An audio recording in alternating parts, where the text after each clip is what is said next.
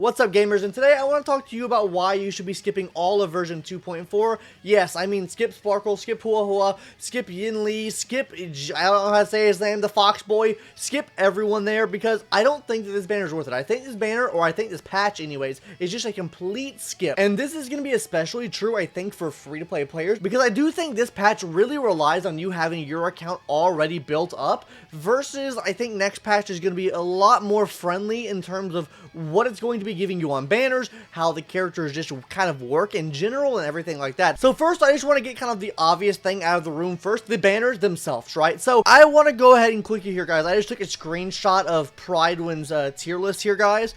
And I have all the characters here, right? So what I want to talk about first is currently where is Yunli rated at, right? She is currently rated at tier 1, which is on par with both Dragon Danny and Jiaoqiu. Now, the big things with them, right, is while they're good, right, they're fine, they're dandy, they're okay, right, they are not as good as Acheron. There's a clear gap, and I'm surprised that he moved up. I'm going to get into a tier list video later on. I'm not going to really talk about where everyone's changed around and moved around at right now, but the main point I'm trying to bring up here is they are turning more into niche damage dealers. Like, they're not able to deal as much damage off type as they once were. Like, you could have before thrown Dragon Danny or Jiaoqiu into any team possible, and then they just kind of work. That's not really the case anymore, and I think that's kind of amplified with her as well. I think she's the physical variation of this, and the reason why I say she's the physical variation of this, she requires a lot of timing with her move, first of all, right? I'm curious to see what Pridewin even says for her pros and cons here, and I'll tell you if I agree with that or not. Potentially very challenging to pilot due to user loses in ultimate parry. Yep. Consistency is going to greatly rely on her aggro, deals quite low toughness damage in general. Damage suffers tremendously if enemy is not tackling Yunli. And yes, I agree with that pretty much to the T there, because she does require a lot of timing. If you're not hitting her whole move, she's not really doing much damage. Her slash move doesn't really do that much damage. And when we say don't do much damage, right, I'm talking in terms of what is above her on the tier list, right? Like, her follow-up moves are still hitting, like, you know, 60, 70k, right? But as the enemies get more HP, as the enemies get tougher to actually fight against, you need to be doing more damage for, like, a lower cost of investment. She really doesn't fit there, right? Because, first of all, a lot of players I know like playing autoplay. They like hitting the fun button. She doesn't really work well with that. So you can kind of throw that out of the equation. That's why I'm making my Yukong video, which will come out in a day or two from now, talking about why I think Yukong works so well there, and just a full build guide in general. Subscribe if you want to see a Yukong build guide. And I'm not saying manual play is bad, right? Because I think there are a good amount of players that like playing everything manual, like especially going through Memory of Chaos. But players like me, they're like just casual, just want to get through the content and just beat it, like just try to get through as fast as possible with as less investment of my mind as possible. I like hitting the auto button. I like letting it go, right? And she doesn't allow me to do that. That's why I think she is kind of rated down here. She is harder to play. So if you don't understand how her kit works, you are going to think she is ass, because if you're not getting cold off, you're not doing any damage. Now, let's talk about our Fox Boy as well, right? So, Fox Boy, if I had to guess where he's going to be rated at, right? We already know he's like the debuffer supporter type role. I think he is probably going to fall in right here, or potentially right here. Realistically, he's probably falling in at tier 1 right here, guys. And the reason why I think he's falling in at tier 1 is because of the fact that he has a vulnerability. Like, he affects vulnerability, which is super, super massive. And not many characters at all in the game have vulnerability. I think Welt has vulnerability. I know Boothill has vulnerability, but only to himself. He doesn't, like, apply it for other people to get or take use of it anyways. And there's, like, 1 or 2 more characters maybe that apply vulnerability. And if we're putting it into the damage formula, guys, you have your base damage, right, which it explains it right here, guys. This basically takes your attack, it gives you the multiplier for your skill,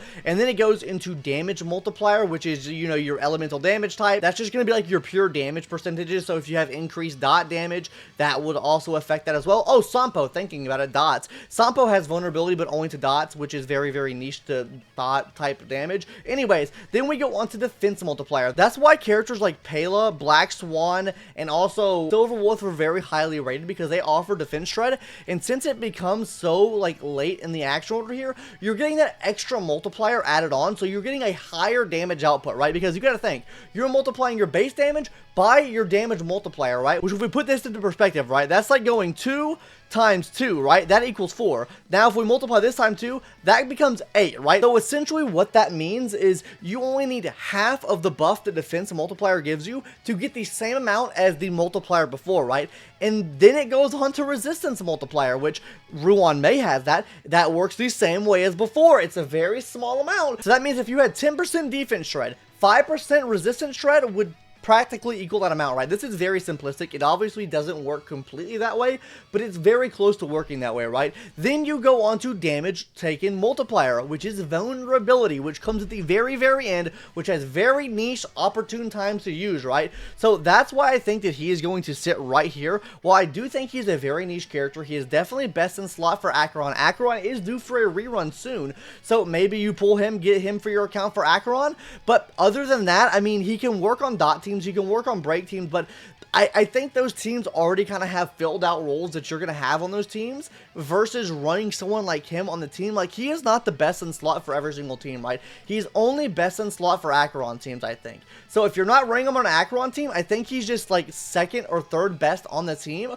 versus running like the best in slot. And yes, vulnerability does do a lot, but that doesn't mean that he's going to replace Black Swan in a dot team, right? You're not going to do that, right? Now, I could be completely wrong with this. I could be coping out on this, but that's just my thought process on it, right? I think he is like third or second best, right? So that's why I think he's going to sit right there, probably similar to where she's going to be sitting at, right? But you two, there's 2 rerun banners we're getting as well with it. So let's go ahead and talk about that, right? So Hua Hua, I do think she is still the queen. I think she is the best sustain that you can have on your account, but we are getting a sustain next patch. I do think that she'll be on par with what Hua Hua will be able to provide for the team, and I think she'll be up here as well, so maybe a safe bet just to save for her anyways there. Now let's go ahead and talk about Sparkle. Me personally, I think Sparkle's good. I don't think Sparkle's tier 0.5. The reason I don't think she's tier 0.5 is because while yes, she can work for a lot of these units we've had, I don't think that she has got enough support in terms of like new DPS added to the game to really make her shine. The skill point efficiency with her is absolutely amazing. I love it. Her damage, crit damage percentage, really good too.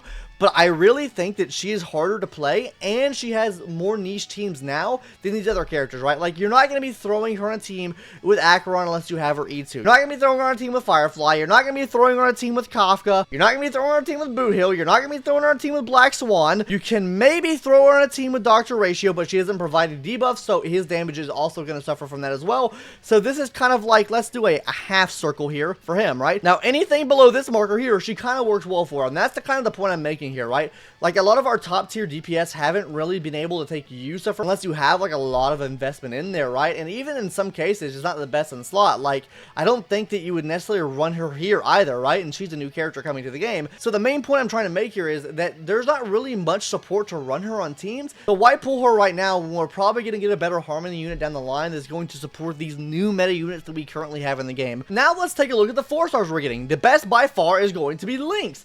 Personally, I think Gallagher's better than her, but that's not a bad pickup, right? I don't think she's a bad pickup, nor do I think Gwen's a bad pickup. The only problem with Gwen is she doesn't do like really anything like super well. I do think she'll play well with the new Foxboy we're getting to the game because he can do fire dots, and I think her ability to reproc fire dots can play pretty nicely with her. So I think she's pretty good on the banner with him, right?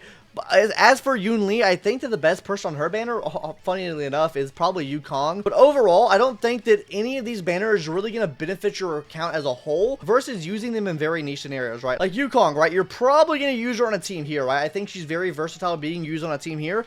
Hanya?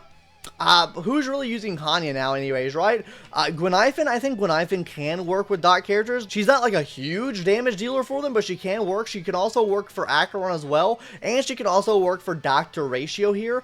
And then I guess on top of it, she'll work for the new boy that's over here, right? The new Foxy boy too. So as you can see our lines here, she is able to help a lot of different characters out. But I don't think she does it the best, right? Like, she's not the best in any one of these fields. Arlon, I mean, I'll make a guide for him if you guys wanted to. I mean, but he's really not hitting there, right? Same with Hook, right? I mean, Hook just kind of sits here on her own. I don't really know what value that Hook is really going to provide your account. Like, if we go over here and take a look, right? Like, if we look at the tier list here, right? I showed you that tier list. Hook here, still rated down here, tier 4. Arlon still rated down here. Gwenifin still kind of rated down here. This is for pure fiction, so none of these characters really do all too well. Lynx also ranks pretty low down here. So, I mean, like, none of these characters really perform outstandingly here. If we go to Apocalyptic Shadow, I can see Hook working maybe a little bit better. Still tier 3 here, still tier 5 there. I can still agree with that there. Gwenifen's still right there. Like, the main point here is you're really not getting much value out of these characters. So let's talk about what value you could potentially be getting in the next patch, version 2.5, right? Because they have to be selling. I know you guys have been on Twitter. I know you guys have seen the animations. Maybe you'll see a secret animation somewhere in this video if you pay attention hard enough.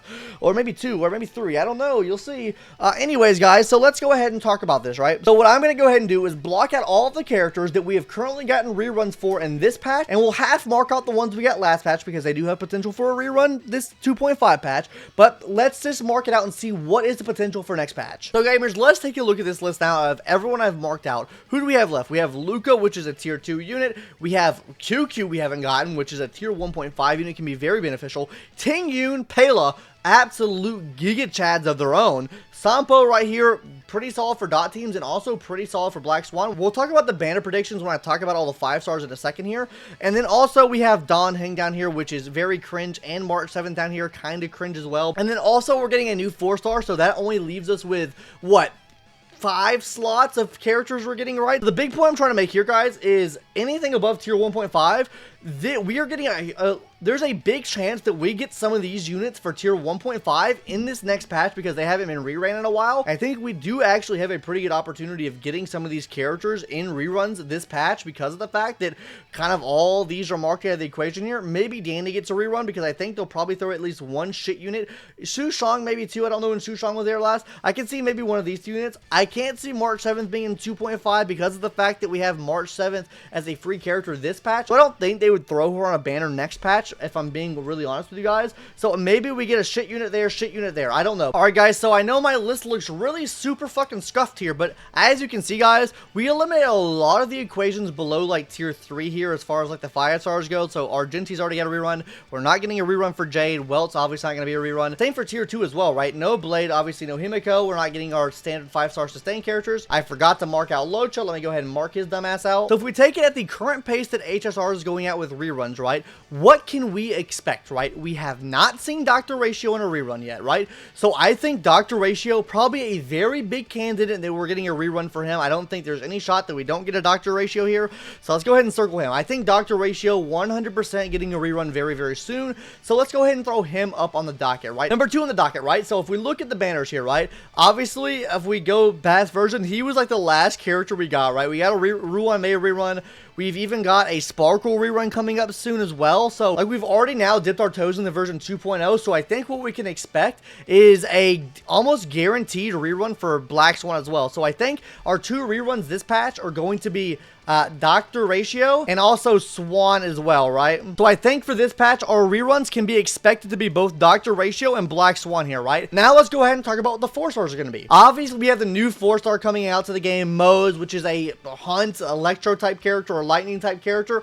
In terms of where I think he's going to fall at, personally, I honestly think he'll probably fall like right in here. Probably tier 1.5. I can't see him performing up here. I think he's probably going to be level right here, or maybe he even slots in right here depending on how they want to rate him. So I think he's going to slot into either one of these 2 categories right here. So that's going to be a very decent pickup as well for you. So let's now go ahead and throw Moze up on a banner. Now we have to predict what banner is he going to be on, right? I think we know we're getting a Hunt character in part 1, right? So I don't know what side Dr. Ratio is going to be on, but let's just say he runs side by side the new Hunt character we're getting. We're going to throw Moze right there because I think he's going to be paired up with her or the new Foxy and Mommy that we're getting. So I think we can throw Moze in tier 1 or side 1 here in terms of what we're getting. And I also think by this same logic right here that we probably will see a Pela also run up here with them as well. So I think we see a Pela, probably a Moze run up here as well with the Hunt class. And for the final character there, maybe we see Don hung up there just to kind of be like the fodder unit on the banner because I don't think that banner is going to be perfect. The banner I think is going to be probably the best banner is the second part banner that we're getting with the healer, the new Abundance character. So let's go ahead and talk about what I think we're going to see over there. I think Sampo 100% gets thrown up over here with Black Swan. I think another character we're going to get here is, let's throw a curveball, and I think Jiaoqiu gets thrown here actually. just because of the fact that Jiaoqiu kind of works with how her kit works, the new 5-star abundance character we're getting. So we have Sampo that kind of works with her, right? I think Sampo E6 is going to be super good with Black Swan. Just overall, he can reproc massive amounts of dots. So I think he's going to be there. I think Jiaoqiu is going to be there for the break. And then to be completely honest with you, I think we're going to see Ting Yun here as well. I think her energy complements the healer really well. And yeah, this graph's probably hard to read, guys, but just follow the colors. I tried to circle and color everything here. But overall, I think you're going to be getting a lot more value out of the characters that we're getting from here, especially because I think we're probably going to get, you know, at least 2 to 3 tier 1.5 characters on these banners. Not to say that you even have to pull on both banners, right? Pull for whatever one's more beneficial for you. I don't think they'll throw like all of like super good characters on one banner, but I do think each banner will have a significant amount of value to pull for, especially better than the banners we have right now, which are all kind of like very niche and the forgotten characters that we have right now. That's why I really don't recommend pulling on these banners right now, because I don't think they're going to give you the bang for your buck that you want. Now to hop into my final point here, where do I think these new characters are going to stand at? I'm going to keep it a buck. I think the new Foxy Mommy probably sits right here. I think she's probably going to be tier 0.5. I think Dr. Ratio probably moves down. I think she's going to be tier 0.5 or maybe even tier 0. She is pretty fucking cracked. So, I mean, I think she's going to be sitting around this round right here. I don't think she's going to be as good as Acheron is, but I think she will be sitting right underneath her there. So, I think that's where we can expect to see her at. And in terms of healers, I think she's also going to be there as well. So, I think we're getting higher tier characters in terms of 5 stars as well. So, I think it's just better overall to save and pull for these characters, just because I think they're going to be able to provide much more for your account than what these current characters can provide to your account. Like I mentioned before, this banner is for very niche characters, right? We're very heavily relying on like timing everything up with Miss Yunli here, right? And then we're also relying on basically having Acheron here for her, right? We're definitely either going to see Adventurine or her on that banner. So I mean, either that or they're going to wait for another patch so we get a huge seller there. So if we're talking in terms if you're new coming to the game, I recommend just saving. Just save through this whole banner. Do not spend your Jades. I do not think that you should do that. I think you're going to get much more value out of version 2.5 than you're going to be getting out of this patch right here. That's my honest opinion though. Let me know your thoughts in the comments down below, guys. I know this video is kind of jumbled, kind of weird, and I hope it doesn't run for too long. Anyways, guys, subscribe if you haven't already. Bye. See you later. Bye.